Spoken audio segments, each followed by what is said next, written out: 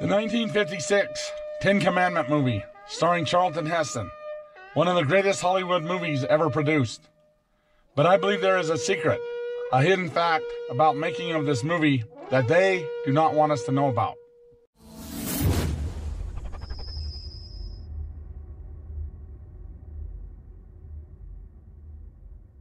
Arise, O Israel! Behold the dawn of freedom!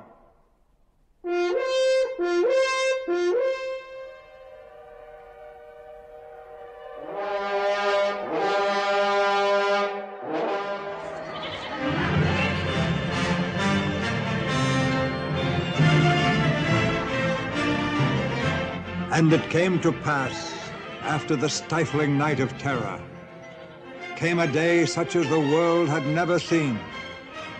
From east and west, from north and south, they came with all they had, driving their flocks and their herds and their camels before them.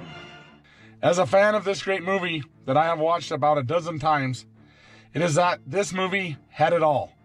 A great storyline, good actors, good costumes, and authentic-looking sets.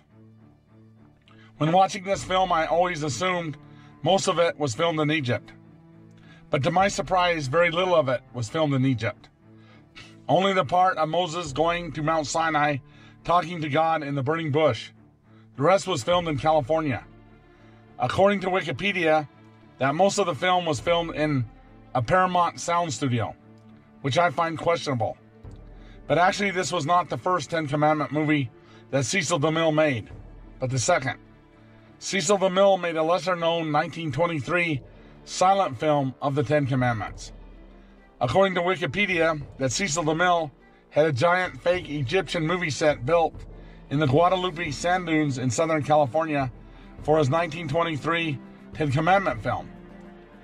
According to Wikipedia, that soon after making the 1923 Ten Commandment film, that Cecil DeMille had the movie set destroyed. But I question that narrative very strongly, because if you watch the 1923 scene of the Exodus of the Israelites out of Egypt, it is the exact same scene as the 1956 version. Here's a picture of the 1923 version, and here's a picture of the 1956 version. We see the same building in the background, along with the two rows of Sphinx lined up, facing each other, which takes the credibility away from what Wikipedia is telling us, but gives more credibility to another article that I read a while back, which stated that the supposed film set was not destroyed till after the 1956 Ten Commandment movie, and that dynamite was used to destroy the film set, which I find very odd that dynamite would be needed to destroy a film set.